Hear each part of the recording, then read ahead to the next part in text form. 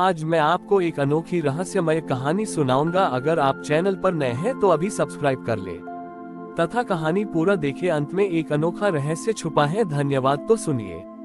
एक दूरस्थ लोक में राजा कालजित नामक एक अत्यंत शक्तिशाली शासक राज करते थे।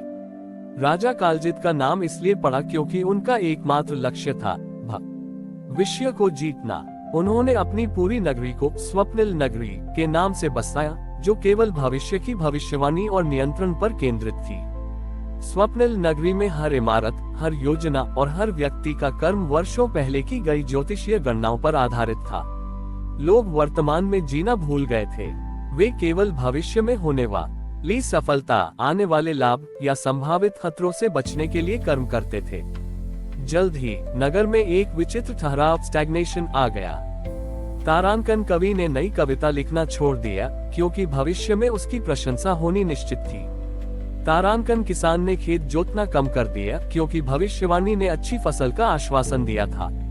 तारांकन सैनिक अपनी शक्ति बढ़ाना भूल गए क्योंकि उन्हें भविष्य में कोई खतरा नहीं दिख रहा था। हर कोई अपने निश्चित भविष्य की प्रतीक्षा कर रहा था। जीवन से सहजता, आश्चर्य और कर्म का उत्साह समाप्त हो गया।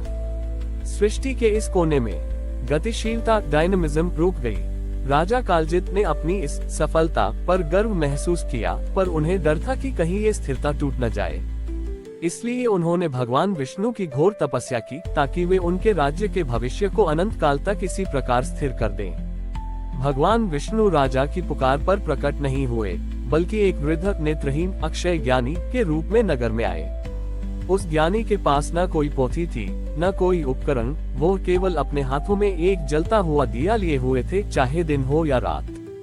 राजा कालजित ने उस ज्ञानी को अपने दरबार में बुलाया और पूछा, हे ज्ञानी, आपने मेरी तपस्या का फल देखा होगा। मैं चाहता हूँ कि आप मेरी नगरी का अगले 1000 वर्षों का भविष्य बताएं ताकि मैं उसे पूर्ण रूप से नियंत्रित कर सकूं। अक्षय ज्ञानी विष्णु जी ने शांत स्वर में उत्तर दिया, ग्रेटर देन, हे राजन, मैं न भूत जानता हूँ न भविष्य। मैं केवल अभी की बात बता सकता हूँ। Greater than. राजा क्रोधित हुए, ये कैसी मूर्खता है। मुझे हजारों वर्षों का भविष्य चाहिए। उद्धरण चिन्ह। ज्ञानी ने राजा के हाथ से दिया लिया और उनके महल के एक कीमती नक्काशीदार स्तंभ पर उसकी लौ रख दी। लौ ने तुरंत स्तंभ के निचले हिस्से को झुलसा दिया। विष्णु जी ने अब अपने असली चतुर्भुजी रूप में प्रकट होकर कहा, ग्रेटर देन, हे कालजित, जिस क्षण तुम भविष्य को पकड़ने की कोशिश करते हो, उसी क्षण तुम वर्तमान की अनंत संभावनाओं को जला देते हो।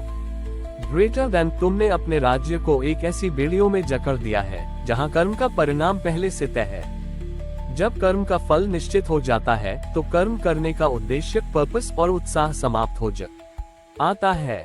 मेरी सृष्टि ठहराव के लिए नहीं बल्कि निरंतर गति के लिए बनी है। Greater than. विष्णु जी ने समझाया, तुम्हारे राज्य का एकमात्र सत्य है वर्तमान क्षण। यदि तुम अभी अपने धर्म का पालन ईमानदारी और उत्साह से करते हो तो भविष्य स्वयं ही मंगलमय होगा। भविष्य को नियंत्रित करने की चिंता ही सबसे बड़ा भ्रम है। राजा कालजित का अहंकार टूट गया। उन्होंने अपनी सभी भविष्यवाणियां और योजनाएं त्याग दी। उन्होंने अपनी प्रजा को यह नियम दिया कि वे केवल आज के कर्म पर ध्यान दें, परिणाम की चिंता किए बिना। जैसे ही लोगों ने वर्तमान में सत्यनिष्ठा से कर्म करना शुरू किया, स्वप्निल नगरी का ठहराव समाप्त हो गया। कलाकारों ने नए सिरे से रचना की, किसान ने अधिक उत्साह से बीज बोए और जीवन में फिर से सहजता, उत्साह और आनंद की गतिशीलता आ गई। इस प्रकार भगवान विष्णु ने राजा को सिखाया कि समय को जीतना नहीं बल्कि हर वर्तमान क्षण को सत्य और उत्साह से जीना ही जीवन का वास्तविक धर्म है। राजा कालजित ने भगवान विष्णु के निर्देशानुसार अपनी नगरी में वर्तमान कर्म का सिद्धांत लागू कर दिया। अब लोग केवल आज के कर्म पर ध्यान देते थे, भविष्य की चिंता छोड़कर। जल्द ही स्वप्निल नगरी फिर से उत्साह और गतिशीलता से भर गई। मगर कुछ समय बाद एक नई समस्या खड़ी हुई। जब लोगों को ये ज्ञात हुआ कि उन्हें केवल वर्तमान में जीना है तो उनमें अत्यधिक स्वच्छंदता आ गई। तारांकन, यदि किसी को आज भोजन करने की इच्छा होती तो वह कल के लिए अन्न बचाता ही नहीं। तारांकन, यदि किसी को क्रोध आता तो वह तुरंत व्यक्त कर देता, ये सोचे बिना कि इसका परिणाम एक पल बाद क्या होगा। तारांकन लोग केवल तात्कालिक सुख के लिए कर्म करने लगे, ये भूलकर कि वर्तमान कर्म की एक श्रृंखला होती है जो अगले वर्तमान को प्रभावित करती है। नगर में अराजकता नहीं थी, पर असंयम और गैर जिम्मेदारी का माहौल था। हर कोई कहता था, मैं तो केवल वर्तमान में जी रहा हूँ, इसलिए मैं जो चाहूँ वो करूँ।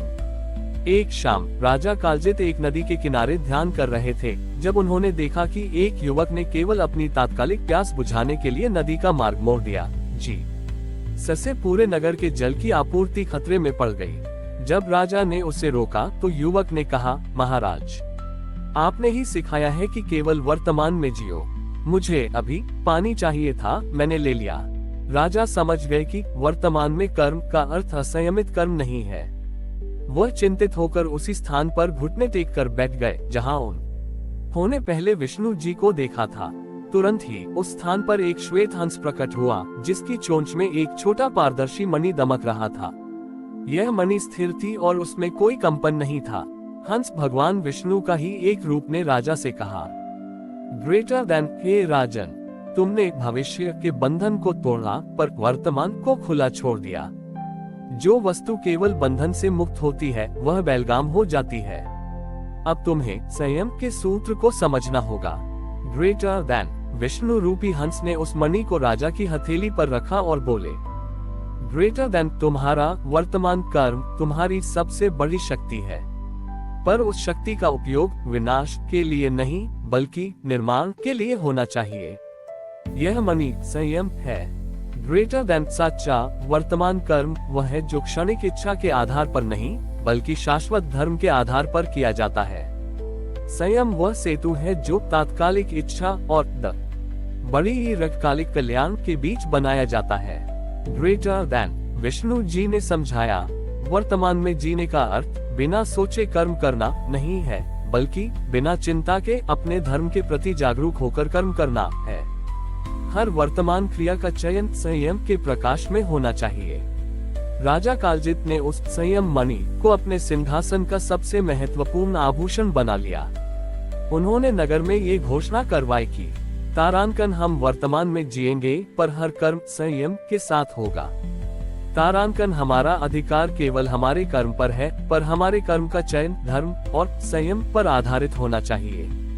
इस नए नियम के बाद नगरी में फिर से संतुलन स्थापित हुआ। लोगों ने वर्तमान में कर्म किया, पर उस कर्म को करने से पहले एक पल का संयम रखा कि क्या ये कर्म उनके और दूसरों के लिए हितकारी है या नहीं। इस प्रकार भगवान विष्णु ने राजा कालजित को यह चौथा पाठ सिखाया कि सच्ची स्वतंत्रता समय को जीतना नहीं है बल्कि संयम के साथ वर्तमान में जीना है, ताकि हमारा हर कर्म श्रेष्ठ भविष्य का स्वतः निर्माण करे। हमारी और भी आध्यात्मिक एवं अनोखी कहानियां देखने के लिए हमारे चैनल पर जाएं तथा धार्मिक एवं पौराणिक अनोखी कहानियां हमारे चैनल पर है। कृपया जाके देखें तथा हमारे चैनल को सब्सक्राइब करके रखें और वीडियो लाइक जरूर करें। धन्यवाद।